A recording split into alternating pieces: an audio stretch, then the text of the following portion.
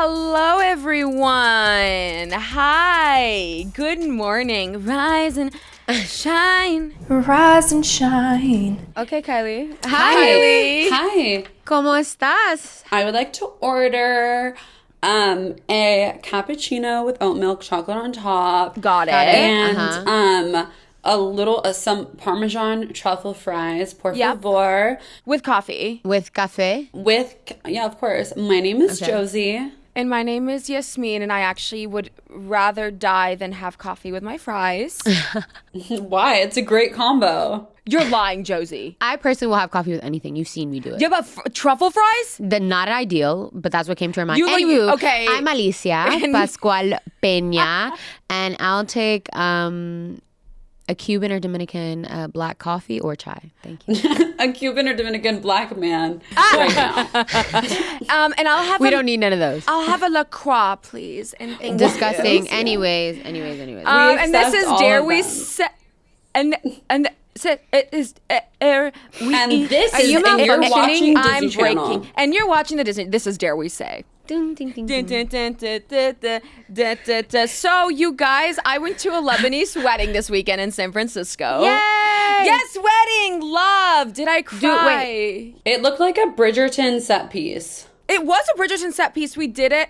As if I was You the got one getting married? married. It was at the San Francisco City Hall, and it was beautiful. It looked like, and also that's where I had my prom. The San Francisco City Hall. And I remember like everyone was dancing, and I was like, I'm pretty sure like me and my ex-boyfriend back then like hooked up right there. And Wow, it was, so like, really sentimental. really sentimental. Like I was thinking about it, and I was like, this is so cute. Him and I. Fun fact, he was. Oh God, he was. What? He was white. Oh no, but I'm gonna throw up. Okay, hold my hair. What?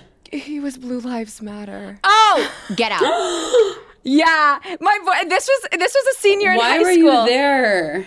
A senior in high school. This was 2015. And he took you to your prom. 2016. Yeah.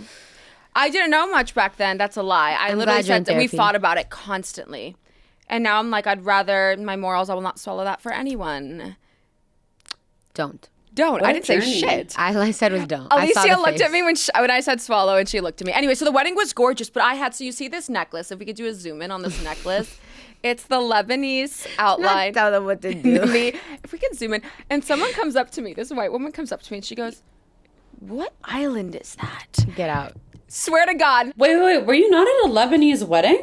I was, but white people also come to Lebanese weddings. Wow, fun fact. Fun fact, we don't discriminate. We let, Anyone white can people, come. we let white people get into anything these days. But why would a white person at a Lebanese wedding not know what Arabic letters look like? I'm It's not an Arabic surprised. letter. It's the outline of a country. This Oh, one. you have. Oh, I have a had that different too, necklace. Mama got me Palestine. this one, and it's Lebanon. And I was like, if 2 + 2 is 4, right? If 5 + 5 is 10, right? Then what the fuck is with this? this? Like, I'm just like, what is going on? You don't think that? Okay. Anyways, and she was like, Oahu, and I was like, no. Oh God, we're not. Oahu. Like- Oahu. Does this look like Hawaii? Like the culture, not Hawaii. the culture of the wedding at which you're at is this country. Is this country? girl. But you know what? We're just gonna. She was a sweetheart, but I was like, oh. I'm not surprised though. Josie and I were on set and we saw it firsthand. A white woman ask my amazing, talented hairstylist, Porshana, what state was around her neck on a necklace, and she had to tell her it was Africa, the continent. A state. What state's on your neck? And you're like the state of Africa. And I was like, there's no way she's being serious. But also, this was also the same very surprising white woman who went up to another black hairstylist on our set and said, "Happy birthday, Porshana." Oh, she's like, oh, so there can be more than one black woman. Yeah, Got it was really Got mind blowing you, for her. got It you. was really fascinating. But But I'm glad you enjoyed the wedding. It did look insane. the I don't wedding think was beautiful, and like the bride and groom, like genuinely, like they're so in love, and it just made me feel like. And when like the father, who's like my doctor, like he's incredible, like walked her down the aisle, I just started crying because then I just thought about like my dad walking me down the aisle and like my mom, and just seeing like one day I can't wait to get married and spend the rest of my life with someone. Is it going to be any That's horrifying. Is it going to be anytime soon? I'd rather skin myself alive. Have you always But- yearned to be married? Yeah. Yes. Seriously. My greatest. Like since you were little, you were like, I want to get married. Yes. Since I was a kid, I'm most excited to have kids, have my own kids. Obviously, whether if I can or not, or whether I decide to adopt. Yeah, of course. They're your children. Exactly. I kind of want to Sandra Bullock it. Yeah. Oh, you mean her in real life? Not The Blind Side. I was thinking The Blind Side. You thought The Blind Side. You said, well, we're going to find a man on the side of the street and we're going to have a white savior moment. Please, Josie. I was like, you want a Blind Side? No. Bitch, that was the biggest white savior film of all time. Although she is the antithesis of that character because she is such a progressive queen. But she's a good white. Alycia and I have this thing where we identify good whites, and she is a good white. Why are you telling the public our tea? Well, because it's just the truth. But when I was a junior, we had to write letters to ourselves in my religion class, and the first for 30 years from now. And I was like, let me think logically. So I was like, okay, you've had 3 husbands. You've been charged with fraud, but you won the case. Your kids are like, they're the next like Mary-Kate and Ashley, like Paris Hilton-esque, but with less opioids. And yeah, I had written that. My religion teacher came up to me and he was like, this is really strange, but like I kind of believe it. He believed it, and he was like, normally I would tell someone to redo it, but like this feels right for you. We've talked about like you as a mom one day, like your kids are going to be going to like soccer practice or like honestly theater camp while you're like picking them up in the nicest Range Rover or Tesla. You're going to be the coolest mom ever. You're going to be the coolest mom ever. Well, you're also going to be the coolest. Both of you guys, you're going to be the best aunts to my kids. Oh, of course. Ever. Your kids are going to be fucking menaces, you see. Why? They're going to be insane. And you're going to empower them to be insane. Why do you say that? They're going to like be writing on my walls, and you're going to be like creative expression. And then no, my kids are going to write with like God knows what, like dirt on the walls and be like, I'm watching you. And I'll be like, that's art. Yeah. Like, you know how like Kim and Kanye will say like Northwest, like fucking devil drawings. And they're like, our kid is so talented. No. And I'm just like. Josie and I have had so many conversations about how we will like be helping with each other's like kids. And yeah, how we're just going to be like polar opposite moms, but it's going to be good because our kids will need like the opposite energy. Well, we've practically talked about co-parenting, not in a relationship. Yeah, which we could do. Our children would hate their lives. But something that I worry about too is because I see so many people with the craziest fucking parents and they're normal. And then I see such nice, normal parents with the craziest kids. And it concerns me when I do nice things because I'm like, fuck, like maybe I shouldn't be this nice because my kid is probably gonna be the opposite. Not you gaslighting yourself to be a mean person. Josie, you That's should not what I'm gonna not let you do. Yes, no, I agree. You should honestly be mean for the rest of your life. When I'm a good right, so I can raise just like the most iconic children. Right, exactly, Josie. I think you and I from now, we should just be absolute bitches to everyone we know. We don't talk to anyone. And so we're investing in ourselves in the future so then our kids are actually iconic individuals, but we're the fucked up people. Let's not be awful people, but you guys are great. Let's not be awful people, but speaking of investing into our future, one thing that we can do to ensure that our future is going to be a good one where we're safe and not literally losing our rights like my grandmother's losing hair is by voting. That segue. Everyone, round of applause for that segue. Yeah. Round of applause for that segue. Everyone, you see, like the audio engineers and the camera officer are like, yay, Josie! Alrighty, guys. It is October, which feels insane. Like we've gone through so much of this year. So that means that it is spooky season. And the midterms are right around the corner. They are approaching. Yeah. So I'm not going to lie.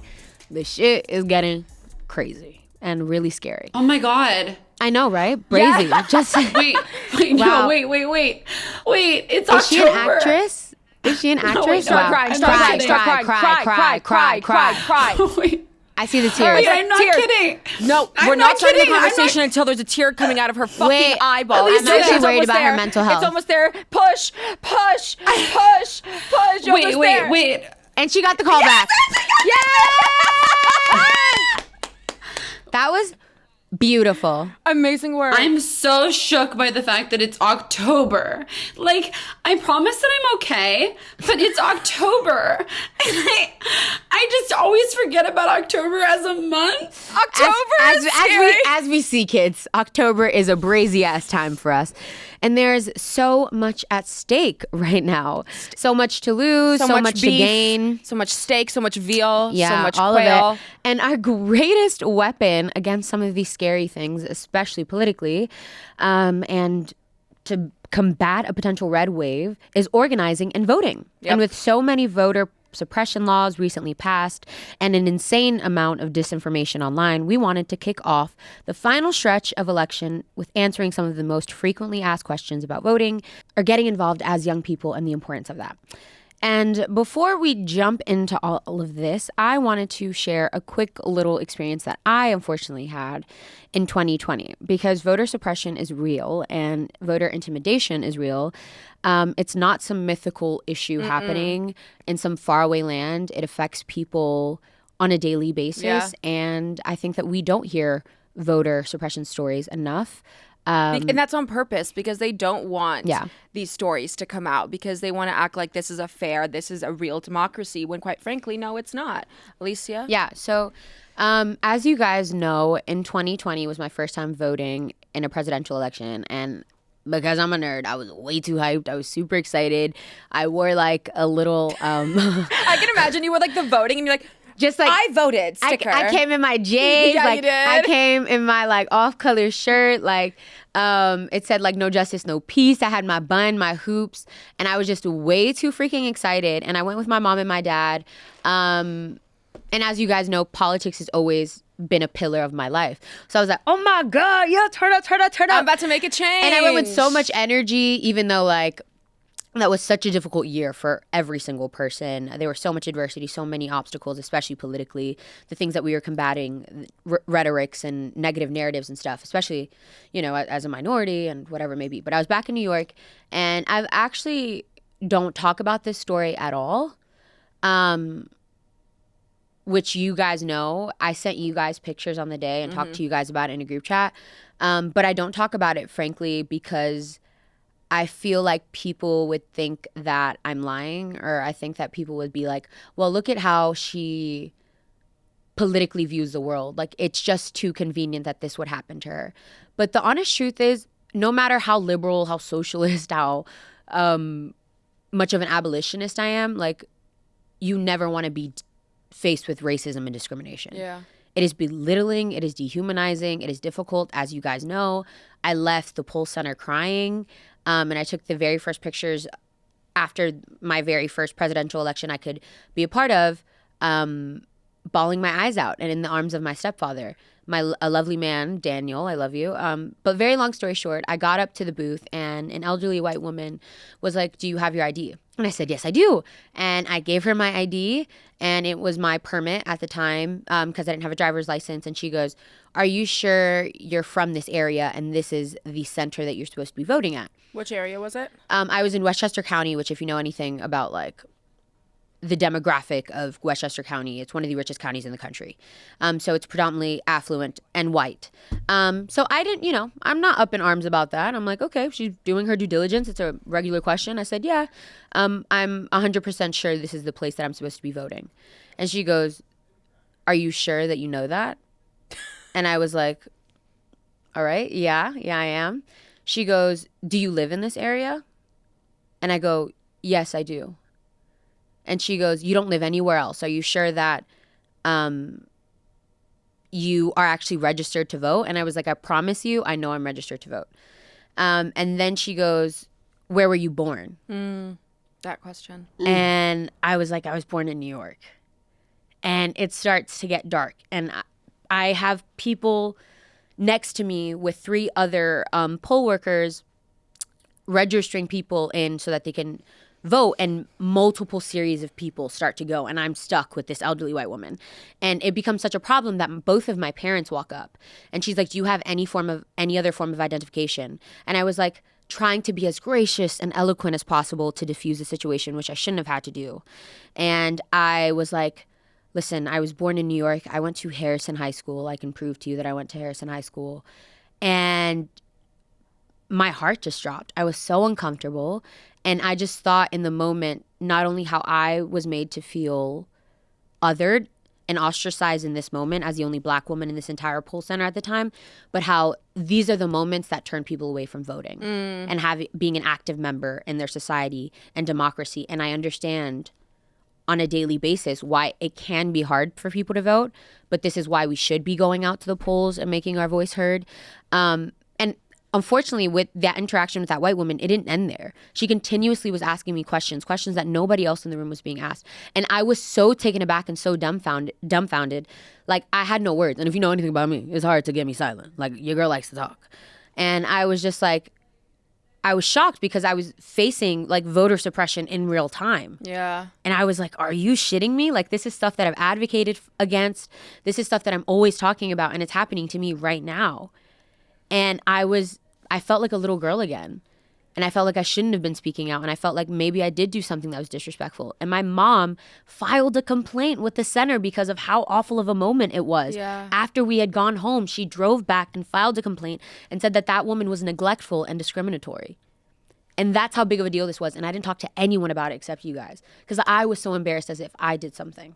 Which you didn't. I didn't. We talk about voter suppression. We see it on the news. We see it on TikTok, Daily Mail, yada, yada, yada. But I think people forget, or at least don't know what voter suppression actually is and different laws that are being passed to make voting harder for people in America, specifically different disenfranchised communities. So, ladies.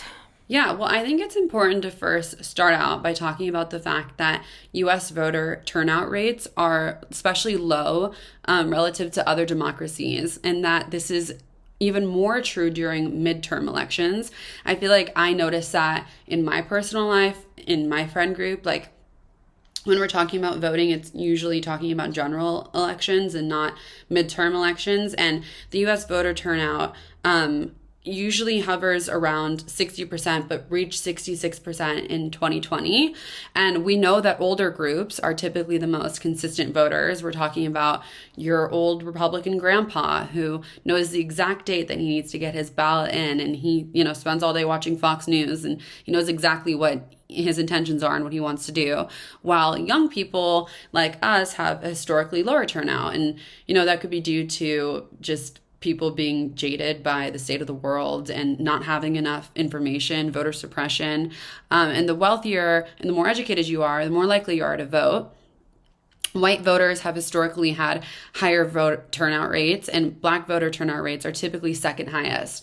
And they were actually like roughly even, I believe, in 2008 and 2012. And Hispanic and Asian American voter turnouts are significantly lower. So I just think it's important to see the relationship that people have to voting, especially when it comes to an election like this, is not an incredibly good one, at least for non-white young people.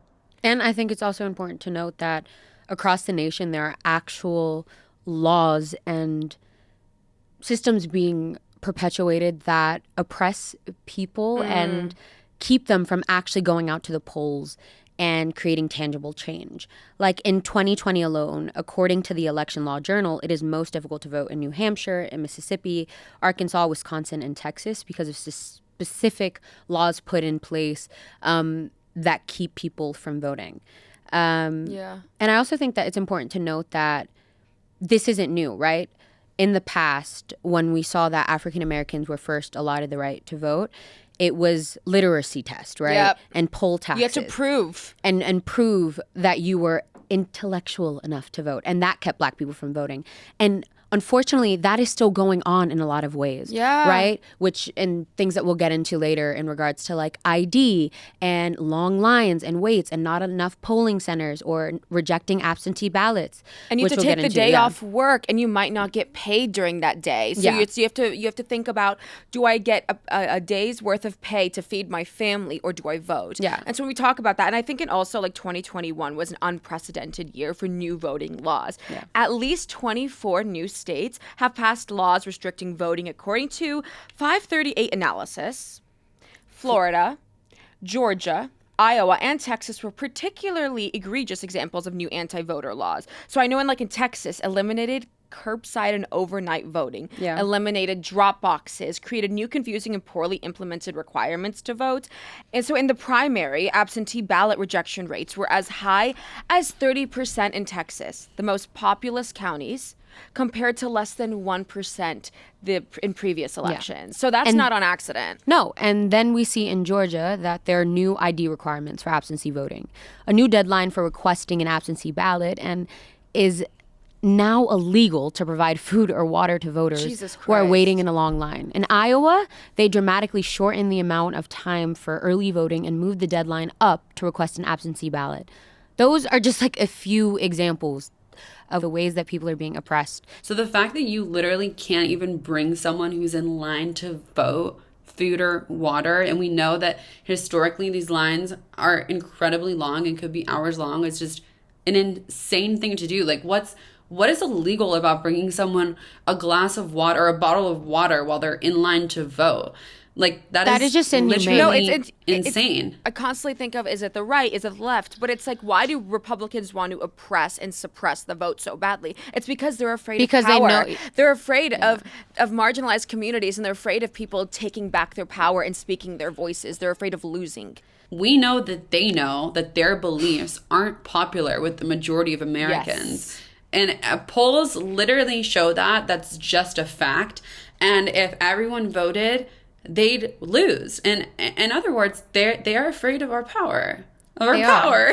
And I mean, they're afraid of in other words, but they're literally afraid. They're pussies. And they're afraid of our power. And also, like, with moving up the dates, it, like, infuriates me because they don't want people to have access to the information that they need to vote. Yep. Because we would be turning chairs. We would be turning the colors of states. Like, if it lacks our ability to actually have a voice. Like I know, like, my everyday friend, it doesn't know the date that they need to enter in information. They on purpose make information complicated and make this a nuanced, gruesome process because they know the more that we get out to the polls, the more that things are going to change. Yep. Like, we are the most progressive, the most diverse generation that this country has ever seen. Ever. So they know that the more that we step into those booths, the more that things are radically changing. It's giving Nikki. It's giving Nikki. It's giving Nikki. To freedom! But I want to touch on that, Alycia, because I think it's important to bring up. I hear a lot of people, and this is some people I've even heard. Also, sorry, I just became like a little, what is that called? The volunteer in me wanted you to know, like, there are over 20 states that have same day registration, so don't let that scare you, kids. And we're gonna, at the end of the episode, we're gonna provide resources and links to figure out where the nearest polling booths are, yada yada yada, so you have access and information. So I want to bring up how the people in power want to make things overcomplicated. They want to confuse you. They want to make things harder for you to vote. And inherently, it's oppressive. It's racist. Yeah. And it's unacceptable. Voter suppression specifically affects disenfranchised and minority groups like the working class, Black people, people of a lower socioeconomic status consistently face long lines to vote, higher absentee ballot rejection rates, and face greater turnout drops after polling place consolidations, likely due to a lack of affordable transportation options. And then when it comes to voter ID, we know that voters of color are less likely to have necessary identification. And some studies have suggested that voter ID laws cause higher drops in voter turnout among voters of color than amongst white voters, which is no surprise. Like, I don't think people understand how difficult it is when you are living in a city like the Bronx, like Detroit, like a city, quote unquote, that is urban, right? And to have to hop on a train, have to hop on public transportation, get an ID. Like most of my family members did not get their licenses till later in life, right? Like my tia Chuchu, shout out to her, she's amazing, got her license at 32. So now you're telling me if she does not have a driver's license, even though she is a U.S. citizen, her children live here, are U.S. citizens, were born here. She pays taxes. She is not able to vote because she doesn't have a driver's license, even though if she shows up with another form of identification. They do this on purpose because they know that these places, these statues in place, are going to affect people that do not think like most of the people in power, whether it's the right, whether it's people who are affluent. One thing that really grinds my gears is when I hear friends say that they live in a blue state and, like, does their vote even matter? And to that, yeah, fuck yeah. Your vote does matter. For one thing, not all Democrats are obviously going to be an amazing option. And they're not all wonderful people, just like how not all people are wonderful people. So you have to vote for the candidate that best represents your values. Local races, they often fall under the radar. So even in blue places, you might not have the policies that reflect your values. Oh, an example that our producer brought up was that in Cape Cod, Massachusetts, it's the only county in New England that has opted into a partnership and data sharing with ICE. And the sheriff's election this year may change that. I think it's also important to note that, like, we can't get too comfortable as constituents. Like, these people work for us. It's really easy for us as young people, us as a generation in general, just as Americans right now, it's easy for us to get really comfortable and go, oh, well, we have the seats that we need, or this state is blue. But honey, if that last presidential election before the one that we just had with Trump showed you anything, is that you need to show up and show out, because a lot of people wrongly thought that the election was going to go their way, right? A lot of people got way too comfortable and were like, oh, like a fascist like Trump is never going to get elected. And then that didn't happen because people didn't show up and people weren't active. And Angela Davis says it best. Local elections have global ramifications. Wait, say it again. I need you to say that again. Like that sentence. Angela Davis says local elections have global ramifications. Like, that is true. So many activists and so many philosophers say, like, you may not do politics, but baby, politics will do you, honey. Mm-hmm. So you might as well. I love that. Yeah. So wait. And it won't feel good. No, honey. And it's you're not gonna leave happy. You will not finish first, babe. You will not. They don't care. You'll leave chafed and dry.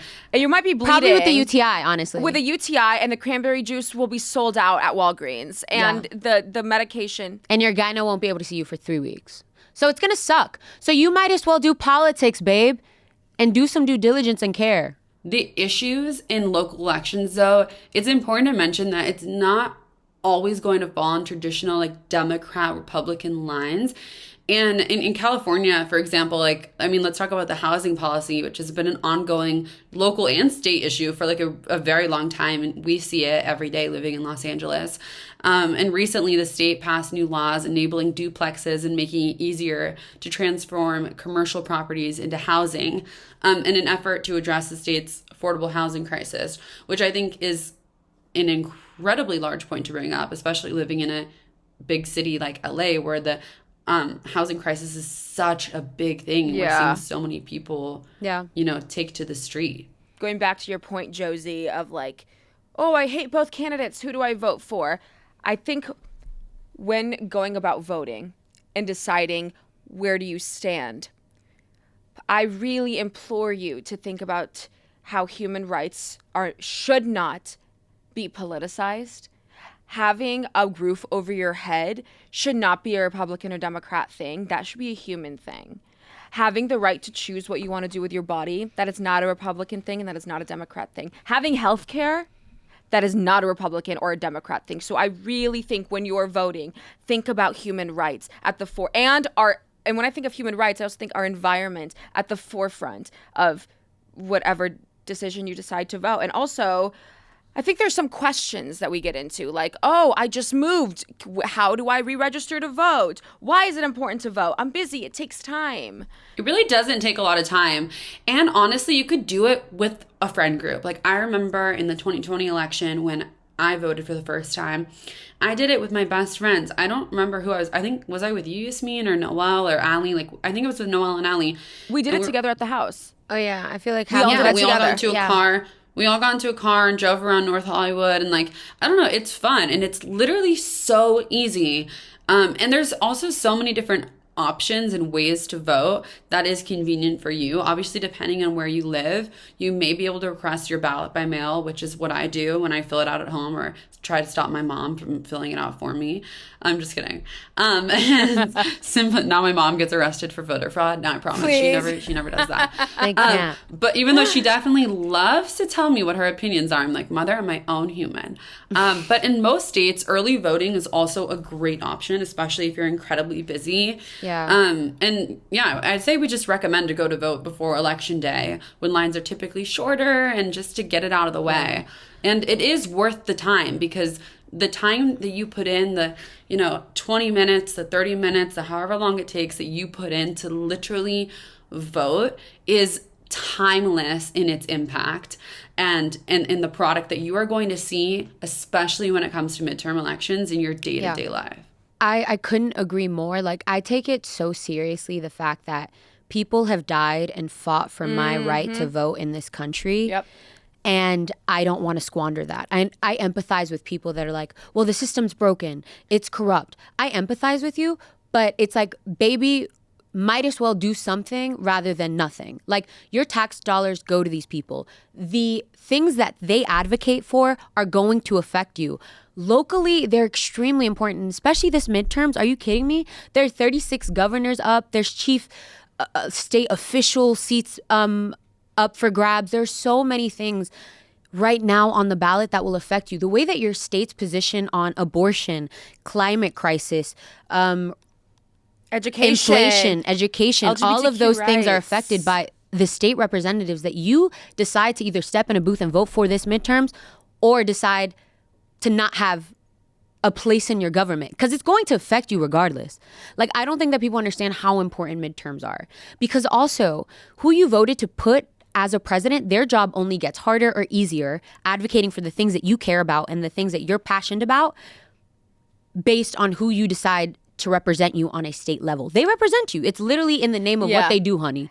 They're representatives. Yeah. So if you want them to do that, you might as well go in the booth. And to make your lives easier, we wanted to provide some information, because I get it. It can be cumbersome and annoying to vote, but I promise you it's better to do so. There are literally resources online that will allow you to fill out a pre-ballot. So when you walk in, you already know who you want to vote for, the props that you care about, where your opinions align with these other candidates' opinions. And if you want to, you can find out how to vote in your state at votesaveamerica.com/states. Smash the subscribe button below to not miss a single thing of Dare We Say on YouTube.